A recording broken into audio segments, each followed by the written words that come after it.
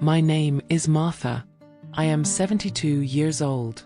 I am sitting in a beige recliner chair that has slowly, over the last decade, transformed from a piece of furniture into my entire world. It is soft, it is comfortable, and it is a velvet-lined coffin. In exactly 1 hour, a home health aide named Sarah will unlock my front door to help me do the things a toddler learns to do alone: stand up, walk to the bathroom, and wash my face. I cannot do them anymore.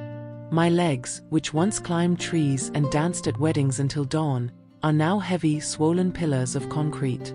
My heart, which used to race with the thrill of a first kiss, now flutters like a trapped bird just from the effort of speaking to you. I didn't have a tragic car accident. I wasn't born with a rare genetic condition. I wasn't struck by lightning. My tragedy is far more common and far more insidious. I simply ignored the magnificent machine I lived in for 50 years. I treated my body like a rental car I wasn't planning to return, driving it hard, filling it with cheap fuel, ignoring the check engine lights.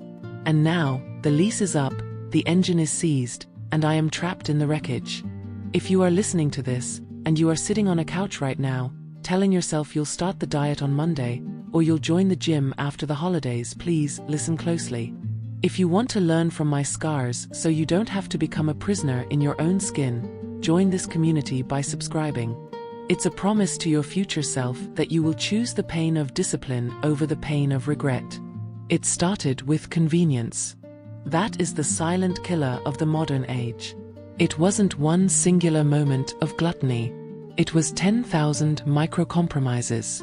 I was a mother, a wife, a busy professional in HR. I wore my busyness like a badge of honor. I put everyone else first. I don't have time to walk, I'd say, circling the parking lot for 10 minutes to find the spot closest to the door. I deserve this treat, I'd say, eating the second slice of cake after a stressful meeting, confusing self-soothing with self-care. I viewed exercise not as a celebration of what my body could do, but as a punishment for what I ate. And because I hated punishment, I avoided it. I remember a specific memory from my 40s. A moment that should have been a wake-up call, but I hit the snooze button. My daughter, Emily, was 10. She asked me to go hiking with her scout troop. It was a crisp, golden autumn day. The trail was classified as easy. A gentle loop. But I stood at the trailhead, looking at the slight incline, and I felt a wave of exhaustion so heavy it almost knocked me over. I was winded just from tying my shoes in the parking lot. "You go ahead, honey," I said, forcing a smile, sitting heavily on a wooden bench near the car. "Mommy's just going to relax here and read. My knees are acting up." I lied. My knees were fine then. It was my spirit that was atrophied. I watched her walk up the path, her ponytail bouncing, her legs strong and capable. I felt a sharp twinge of envy of my own child. But instead of letting that envy drive me to move, I drowned it in the crunch of a bag of salty chips I had stashed in my purse. I sat there for 2 hours, eating and waiting, telling myself, I'm just not athletic. That's just who I am. Some people are runners, I am a sitter. I made my laziness a personality trait. I solidified it into an identity. The gradual loss was a thief in the night. It didn't happen all at once. It took things from me one by one, so slowly I didn't notice until they were gone. First, it was the stairs. I started taking the elevator for just one floor, telling myself it was faster. Then, it was the floor itself. I stopped sitting on the rug to play Legos with my grandson because I knew the humiliation of needing help to get back up. Then, it was the mirror. I stopped looking at myself naked. I detached from my physical form completely. I became a floating head, an intellect, ignoring the screaming signals from below the neck. The stiffness in the morning? Just aging, I dismissed. The shortness of breath after one flight of stairs? It's humid today, I lied. The tightening of my waistband? The dryer shrank my pants. I became a spectator in my own life. I watched my family play beach volleyball from the safety of a beach chair under an umbrella. I watched them swim while I guarded the towels. I told myself I was the caretaker, the matriarch holding the fort. But really, I was the benchwarmer. I was sitting on the sidelines of my own existence, waiting for a turn to play that I never took. If this story feels heavy in your chest, please share it. Send it to the friend who skips the gym, the parent who finishes the kids' leftovers, the person who thinks their body is an invincible tank that will run forever without maintenance. You might save someone who is making the same mistake right now, someone who doesn't realize that health is the crown on the well person's head that only the sick person can see. The realization hit me 2 years ago. It wasn't a heart attack. It wasn't a stroke. It was a fire alarm. I was alone in the house. Robert had gone to the store. I was watching TV. Suddenly, the piercing shriek of the smoke detector filled the house. It was just a burnt toast mishap in the kitchen, a toaster malfunction, thank God, but I didn't know that then. I smelled smoke. Panic surged through me, primal and electric. I tried to run. My brain sent the signal, run. But my body did not answer. I physically couldn't run. My knees buckled under the sudden demand. My lungs seized up in panic. My legs, unused to urgency, felt like lead. I shuffled to the back door, gasping, wheezing, clutching the furniture for support, terrified tears streaming down my face. It took me 3 minutes to travel 30 feet. I collapsed on the back porch step, safe but shattered. The smoke cleared. There was no fire. But inside me, everything had burned down. I sat there, shivering in the warm sun, and the truth crashed over me. If that had been a real fire, I would have died. Not because I was trapped by debris, not because the door was locked, but because I was trapped by my own neglect. I had built a cage of fat and weakness around myself, and I had thrown away the key. I realized then that freedom isn't money. I have a pension. Freedom isn't time. I have all day. Freedom is the ability to stand up.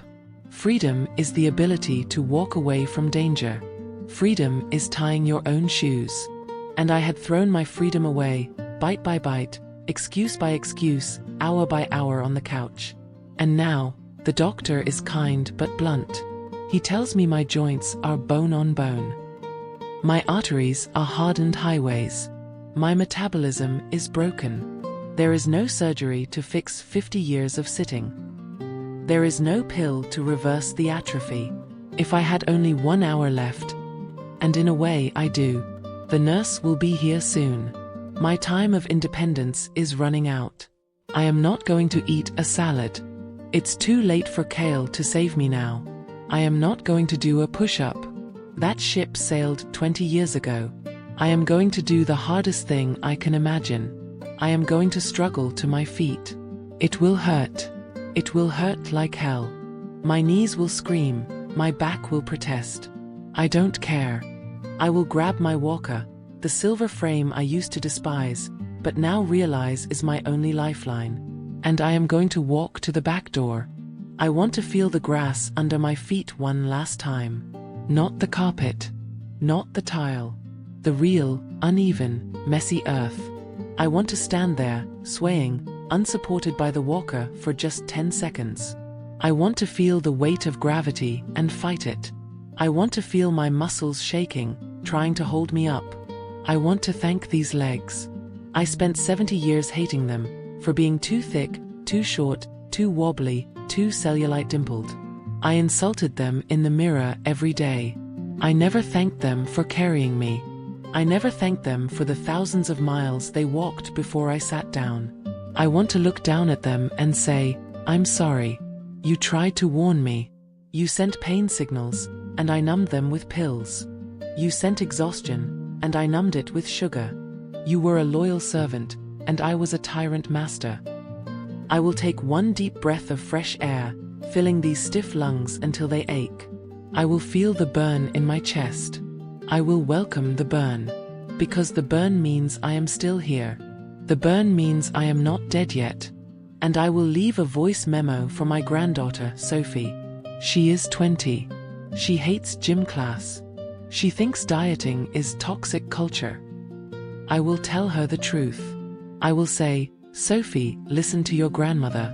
Do not listen to the internet that tells you healthy at any size, if that size keeps you from climbing a mountain. Move, baby girl. Run until your lungs burn. Dance until your feet bleed. Lift heavy things until your arms shake. Stretch until you feel every fiber of your being singing. Do not sit. Sitting is death. Your body is a Ferrari, a biological miracle, and I parked mine in a swamp until it rusted shut. Drive yours. Drive it fast. Drive it hard. Scratch the paint. Use it up. I will spend my final minutes standing. Just standing. A small victory for you, perhaps. But for me, a towering triumph. A final act of rebellion against the chair.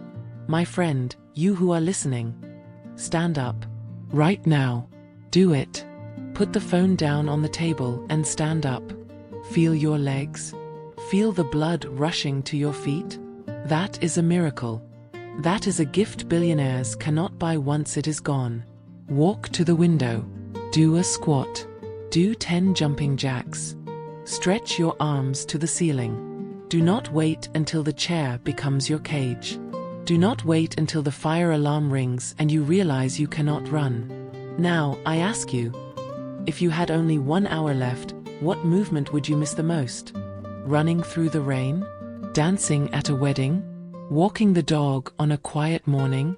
Or just the simple dignity of standing up without help? Tell me in the comments. Let's make this comment section a library of truth, a testament to the bodies we will no longer ignore. Write it down. Make it real. And then, for God's sake, put the phone down. And go move. The nurse is pulling into the driveway. I hear her car. I have to stand up now. Goodbye. And please, run.